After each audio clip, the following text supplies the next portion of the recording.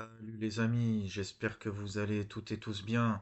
Donc de retour aujourd'hui pour parler un peu de l'affaire Sansal ainsi que des soubassements qu'il y a derrière, des enjeux, de ce qui se passe entre l'Algérie, la France, le Maroc et tout ça.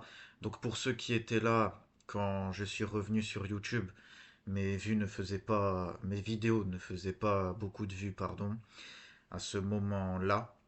Vu que ça faisait plus de 2 ans que je m'étais absenté, c'est normal. Mais j'avais parlé brièvement de l'affaire Sansal déjà, quand il était encore en prison, en Algérie. Et qu'avais-je dit, pour ceux qui s'en souviennent, hein, j'avais tout simplement dit que si les Français veulent vraiment que Boualem Sansal soit libéré, en fait, il faut juste qu'ils se la ferment. Tant qu'ils continueront de parler, tant qu'en Algérie, on gardera Sansal prisonnier juste pour emmerder la France. Voilà. Quand je dis la France, je parle de l'État français. Voilà. Alors,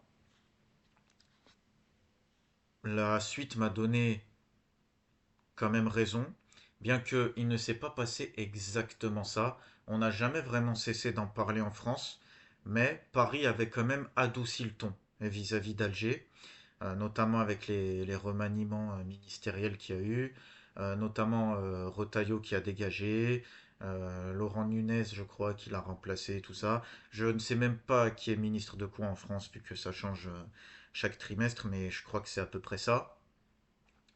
Donc voilà, il y avait déjà un adoucissement. Et en plus, ce n'est pas sur la demande de la France, ce n'est pas à la demande de la France que l'Algérie a libéré Sansal. C'est juste que derrière, il y avait eu après l'Allemagne, il y a même eu le pape aussi, il me semble, qui a demandé. Donc voilà, en fait, l'Algérie attendait simplement une demande d'une autre autorité, tout ça pour lancer le message à la France, tu vois, c'est pas toi que... Voilà, on t'écoute pas. Voilà, ce n'est pas à ta demande à toi qu'on fait les trucs. C'est une manière de dire, voilà, je t'emmerde. T'as pas à me dire quoi faire. Tu n'as pas à t'ingérer dans mes affaires internes. C'est ma justice. Voilà, Boualem Sansal, oui, il est devenu français il y a 1 an de ça. Mais c'est un Algérien de nationalité, même si lui, il a commencé à s'inventer des origines marocaines et tout ça, je vais y venir, je vais y venir. Ça reste un Algérien qui a tout bénéficié voilà, de la part de l'État algérien, voilà, qu'il a bien choyé, contrairement à ce qu'il essaye de transparaître. Et voilà, tout ça pour dire que euh, l'Algérie gère ses affaires internes et chaque Algérien doit rendre des comptes à la justice de son pays comme dans tout pays. Il a remis en cause l'intégrité territoriale de son pays ainsi que les crimes coloniaux pour plaire à ses amis d'extrême droite. Du coup, quand il est rentré en Algérie, il s'est fait arrêter. Moi, si tu me demandes mon point de vue, à moi, mon point de vue personnel, j'aime pas les pléonasmes, mais bon, si tu me demandes mon point de vue personnel, pour moi, tu peux dire n'importe quoi, même de grandes conneries, tu vas pas en prison. Je suis contre le fait qu'une personne, même sans salle, aille en prison. Mais je comprends la position de l'État algérien, et quoi qu'il advienne, c'est les lois. Aucun citoyen n'a à être supérieur aux lois. Il a été jugé comme tout Algérien. Voilà. J'ai envie de rappeler quand même, d'ailleurs, excusez-moi, je vous invite d'ores et déjà à liker ce contenu, vous abonner, partager. Je sais que vous entendez ça tout le temps sur YouTube. Bon, c'est ça qui référence une vidéo, c'est ça qui donne de la force à une chaîne, qui aide à avoir plus de visibilité et à augmenter le nombre de vues et donc voilà, ce que ça génère du débat. Quoi, moi j'aime bien quand il y a des réactions, quand ça commente, quand ça réagit, c'est sympa de savoir ce que les gens en pensent. Donc voilà, c'est pour ça que je vous invite à faire ça. Même si, voilà, j'imagine que c'est un peu relou de tout le temps entendre abonnez-vous, likez, partagez, gna gna gna. Mais voilà, bon, c'était un petit aparté. Maintenant, donc concernant Sansal, donc oui, on a dit que il a remis en cause l'intégrité territoriale de son pays. Donc, il a expliqué qu'il y avait certains territoires en Algérie qui, dans l'histoire, ont appartenu au Maroc. Moi, je vais vous expliquer ça. À mes yeux, ce genre de phrase n'a aucun sens. Oui, oui, dans l'histoire, quand tu remontes à l'apogée du Maroc, il y a certaines parties de l'Algérie qui faisaient partie du Maroc, au même titre que quand tu remontes à l'apogée de l'Algérie, il y a certaines parties du Maroc, de la Tunisie, même de la Libye, qui appartenaient à l'Algérie. Par exemple, pendant la Numidie. Voilà, la Numidie, certes, on n'avait pas le Sahara à l'époque, mais en ce qui concerne le littoral, la Numidie s'étendait quand même très loin de l'ouest à l'est. Voilà, donc ça ne veut rien dire. La Tunisie aussi a déjà été plus étendue. Elle avait la Tripolitaine pendant longtemps. Puis en Europe, voilà, l'Allemagne a bien eu l'Alsace-Lorraine. La France a eu des territoires qui ne lui appartiennent plus aujourd'hui. Euh, Chaque pays a eu des territoires qui désormais ne lui appartiennent plus. Si maintenant chaque pays, c'est comme ce que je disais dans mon précédent podcast, quand je parlais vraiment de la rivalité algéro-marocaine et du Sahara occidental, si chaque pays voulait revenir à son apogée territorial, il y aurait des guerres partout. Ce n'est pas possible. Voilà, donc la phrase de Sansal, en fait, elle n'a aucun sens. Peut-être hein, qu'il y a eu certaines parties voilà, des villes frontalières algériennes qui ont appartenu au Maroc, mais au même titre que Oujda a déjà appartenu à l'Algérie. Donc voilà, ça n'a aucun sens d'aujourd'hui vouloir revenir sur ces choses-là.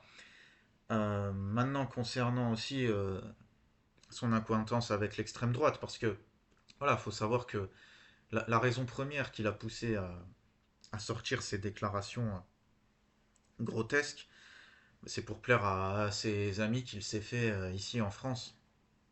À force de critiquer l'islam, les musulmans, tout ça, bon bah il s'est attiré des amis, de bien mauvais amis, hein. Dans son cas, à lui, je me méfierais plus de mes amis que de mes ennemis parce que ils ne l'ont clairement pas aidé à force de gueuler. Encore une fois, c'est comme ce que je disais, c'est le jour où ils arrêteront de gueuler que l'Algérie, voilà, c'est ce jour-là que l'Algérie l'a fait sortir. C'est quand, ça y est, la France avait adouci le ton, quand l'Allemagne a commencé à parler gentiment, le pape aussi et tout. C'est là que l'Algérie a dit bon ok, on le lâche. Mais tant que c'était ses amis d'extrême droite, l'Algérie n'allait clairement pas le relâcher. Euh, L'Algérie n'allait pas faire ce cadeau-là à ses amis d'extrême droite française qui donc sont pro-Maroc et sont pro-colonisation. Ils sont nostalgiques de la colonisation française en Algérie. L'un va avec l'autre. Les Marocains qui m'ont critiqué sous ma dernière vidéo, je vous le dis sans animosité aucune. Moi, comme je l'ai dit dans ma dernière vidéo, moi, mon idéal, c'est un Maghreb uni. Alors, je m'explique quand même. Maghreb uni, pas dans un seul État. Un Maghreb des nations, quoi. Voilà, avec chaque pays, chacun son pays, mais en bonne intelligence, en bonne entente, avec voilà, une certaine fraternité.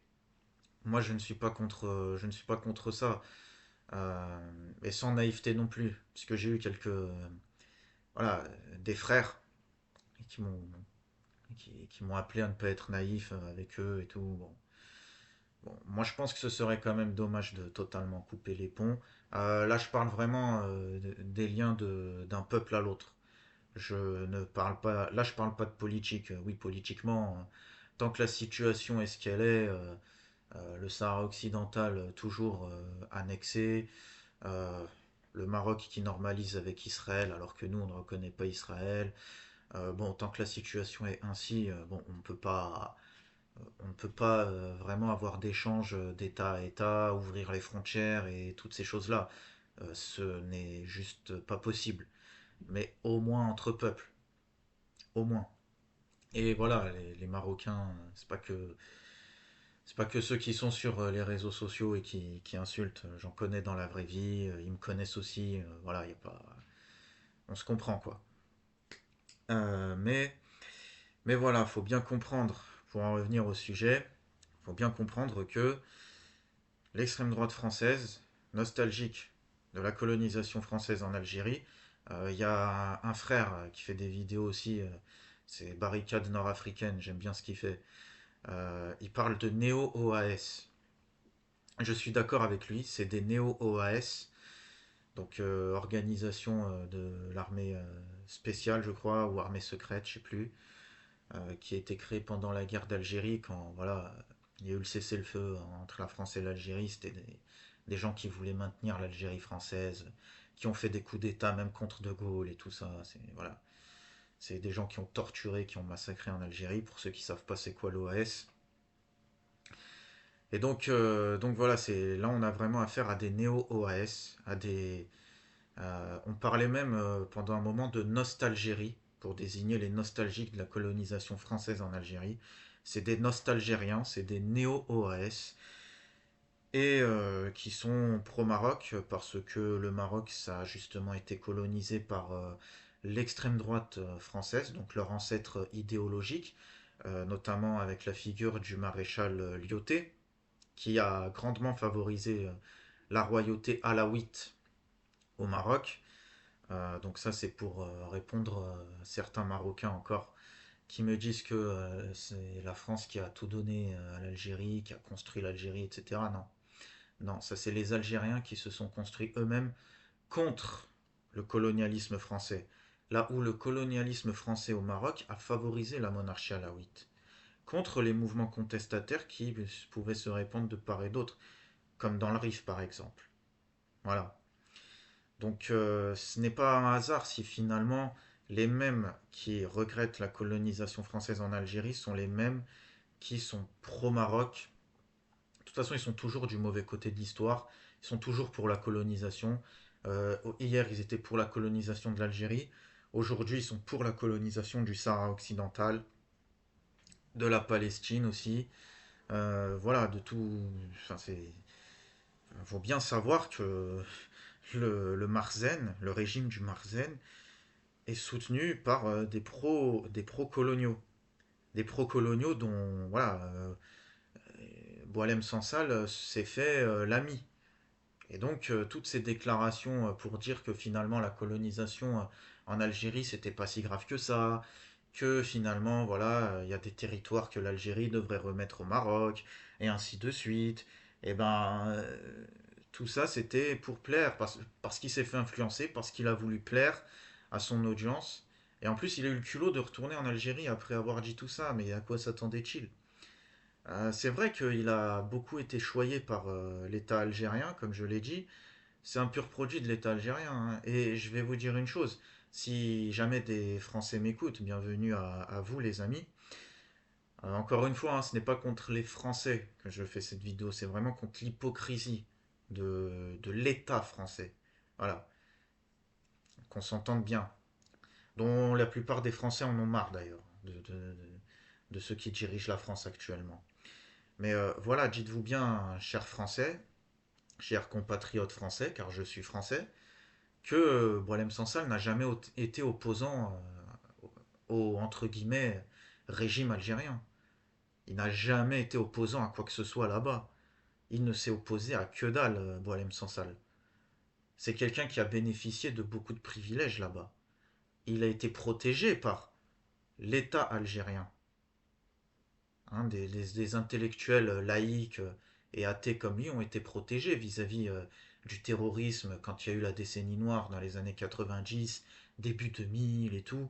Et lui, il a survécu parce que, voilà, l'État algérien a protégé des intellectuels comme lui. Enfin, intellectuels. Bon, c'est un bien grand mot, mais vous m'avez compris, hein.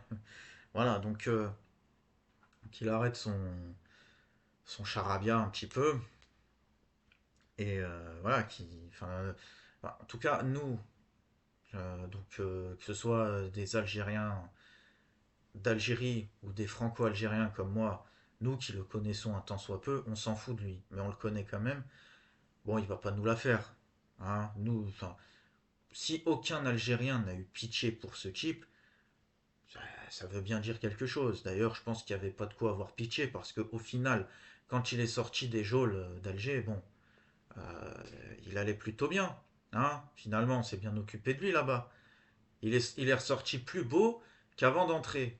Avant d'entrer, il avait un look de clochard, tu vois, tout rabougri, malingre, un peu à la Welbeck, tu vois, ce genre de vieillard là qui manque de vie, a l'air triste, blasé tout le temps, qui parle doucement. C'est, tu vois, des mecs comme ça. Tu vois la mort sur leur visage en fait. Bah, il était un peu comme ça, c'était son état normal. Et quand il est ressorti, on l'a vu sur les plateaux de la télévision française, ah bah là, il était plutôt beau gosse, hein, ça va, l'Algérie, ça lui a quand même fait, ça lui a quand même fait du bien, hein, finalement, ça s'est plutôt bien passé. C'était pas si terrible que ça, la prison algérienne. Bon, voilà les amis. Puis que dire aussi de la France qui s'est permis, encore une fois, à l'État français, hein, quand je dis la France, donc qui s'est permis de donner des leçons, que l'Algérie a bien fait de mettre dans son oreille, évidemment. Enfin, je sais pas, moi, quand. Kémy Seba, vis-à-vis de qui j'ai de grosses réserves, il s'est déjà fait arrêter en France, en étant arrivé en France, pour ce qu'il disait. Ah, pourquoi quand la France fait la même chose, c'est normal, et quand l'Algérie le fait, là, c'est pas normal. La France a fait la même chose. Les indépendantistes corses, à l'époque, ils se faisaient arrêter aussi. Quand l'intégrité territoriale de la France est remise en cause, la France, t'inquiète, hein, elle prend les mesures nécessaires à ce qu'elle considère comme sa survie. Voilà, c'est ce que fait chaque pays. C'est pas parce que tu fais ça que t'es une dictature. Et encore une fois, moi je suis contre le fait de mettre quelqu'un en prison pour ce qu'il dit. Même s'il dit de grandes conneries, voilà, ça, ça fait de lui un traître, même s'il va à l'encontre des intérêts de son pays. Pour moi, tu peux parler. Mais quand même, encore une fois, je comprends la position de l'État français, de l'État algérien, pardon, vis-à-vis de Sansal. Là où je ne comprends pas celle de l'État français vis-à-vis de Kémy Séba. Voilà, Kémy Séba, lui, il parle de l'Afrique. Bon, c'est vrai qu'il a remis en cause un peu les intérêts français là-bas. Hein, c'est vrai qu'il a beaucoup dénoncé le franc CFA, etc. Bon, j'ai des réserves vis-à-vis de lui, mais il a du mérite quand même. Hein. Mais bon, c'est un autre sujet, on s'en fout.